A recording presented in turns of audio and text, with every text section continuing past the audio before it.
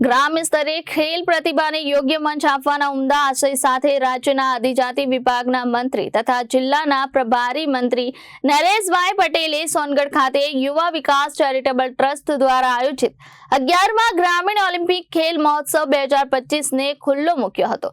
તેમણે આ પ્રોગ્રામને ખુલ્લો મૂકતા જણાવ્યું હતું કે આદિવાસી સમાજના રમતવીરો પણ આજે શિક્ષણની સાથે રમત ક્ષેત્રે ઉત્કૃષ્ટ પ્રદર્શન કરી રહ્યા છે।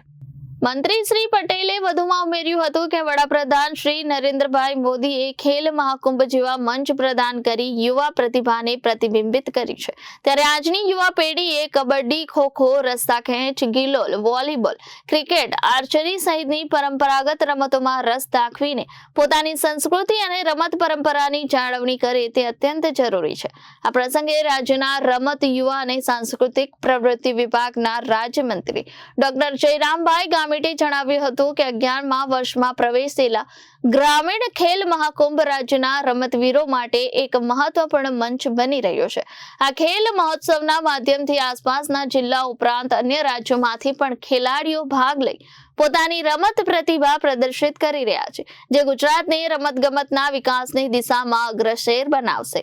વધુમાં તેમણે કહ્યું કે મુખ્યમંત્રી શ્રી ભૂપેન્દ્રભાઈ પટેલ અને નાયબ મુખ્યમંત્રી શ્રી હર્ષ સંઘવીના માર્ગદર્શન હેઠળ રાજ્ય સરકાર દ્વારા રમતગમતના આધુનિક ઇન્ફ્રાસ્ટ્રક્ચરના વિકાસ સાથે ખેલ મહાકુંભ અને રમતલક્ષી યોજનાઓનો લાભ રમતવીરો સુધી પહોંચે અને રમતવીરો યોજનાઓનો મહત્તમ લાભ લઈ પોતાની ક્ષમતાઓનો વિકાસ કરીને રાષ્ટ્રીય અને આંતરરાષ્ટ્રીય સ્તરે તાપી સહિતના રાજ્યનું ગૌરવ વધાવે તે માટે તેમણે અનુરોધ કર્યો હતો। ઉલ્લેખનીય છે કે રાજ્યમંત્રી ડોક્ટર જયરામભાઈ ગામિતે યુવાનોમાં જુસ્સો અપાવવા પોતે મેદાનમાં ઉતરીને પરંપરાગત રમત ગિલોલ અને તીરંદાજી સહિતની વિવિધ રમતો રમીને ખેલાડીઓનો ઉત્સાહ વધાર્યો હતો। મંત્રીશ્રીની આ સહભાગિતાએ ગ્રામીણ ખેલ પ્રતિભાઓને આગળ વધવા માટે પ્રેરણા પૂરી પાડી હતી। ખાસ કરીને તીરંદાજીએ સ્થાનિક ખેલ પ્રેમીઓમાં આકર્ષણ જમાવ્યું છે। આ કાર્યક્રમનો મુખ્ય હેતુ યુવાનોમાં સ્પોર્ટ સ્પિરિટ અને તંદુરસ્તીની ભાવના વધારવાનો છે। તીરંદાજી સહિતની રમતોમાં વિજેતા જાહેર થયેલા રમતવીરોને મહાનુભાવોના હસ્તે એવોર્ડ અને રોકડ પુરસ્કાર આપી સન્માનિત કરવામાં આવ્યા હતા।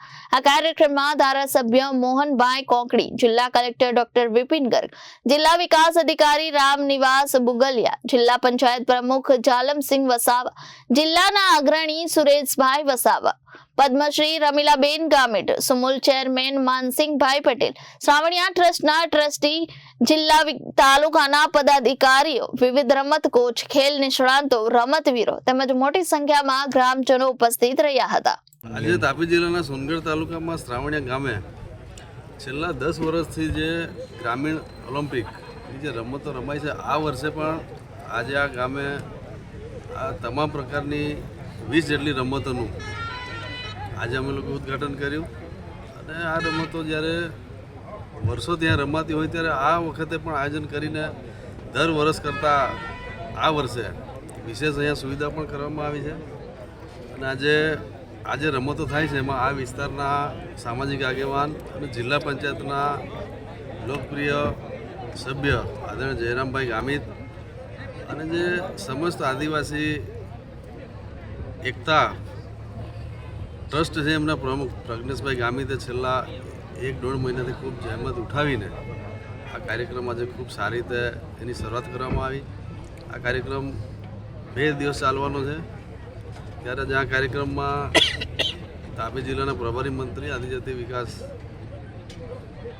મંત્રાલયના કેબિનેટ મંત્રી શ્રી નરેશભાઈ પટેલ સાહેબ, અમારા જિલ્લા પંચાયતના પ્રમુખ શ્રી જાલમસિંહભાઈ, પાર્ટીના પ્રમુખ સુરજભાઈ, તમામ આગેવાનો આ કાર્યક્રમો અને એમાં ખાસ કરીને આ વિસ્તારમાંથી જે અમારા આ સંગઠન સાથે જે જોડાયેલા છે એમાં ખાસ કરીને ખેડૂતો, પશુપાલકો, ખેલાડીઓ, સરપંચશ્રીઓ, તાલુકા સભ્યો, તમામ જે નાગરિકો છે એમણે પણ આજે આ ઉદ્ઘાટનના કાર્યક્રમમાં ભાગ લીધો। અને આ રમત જ્યારે 2 દિવસ ચાલશે ત્યારે આ રમતમાં આમ તો દર વર્ષે અમારે આવવાનું થાય છે, ત્યારે આ વખતે પણ ગુજરાત, મહારાષ્ટ્ર, રાજસ્થાન, મધ્યપ્રદેશમાંથી પણ ખેલાડીઓ આવશે। અને આ ખેલાડીઓ જ્યારે આ તાપી જિલ્લાના અંતેલ ગામમાં આવશે ત્યારે આગામી દિવસોમાં જ્યારે ગુજરાતમાં પણ કોમનવેલ્થ ગેમ જ્યારે રમવાની છે ત્યારે એમાં પણ અહીંયાથી જે ખેડૂતો રમશે એ પણ ત્યાં આવશે એવી ચોક્કસ આશા રાખું છું। લાઇબ્રેરીનું ઉદ્ઘાટન કરવામાં આવ્યું છે. અમારા તાપી જિલ્લા પંચાયતમાં જે રેતી કંકરની ગ્રાન્ટ આવે છે એમાં 14 કરોડ 40 લાખ જેટલી રકમનું લાઇબ્રેરી માટે, લાઇબ્રેરીના સારા મકાનો બને એના માટે આ રકમ ફાળવી હતી. ને એમાં સમગ્ર જિલ્લામાં 25 જેટલી લાઇબ્રેરીઓ આધુનિક સુવિધા સાથે આગામી દિવસોમાં તાપી જિલ્લામાં મળશે. Bureau report Janadesh news Tapi.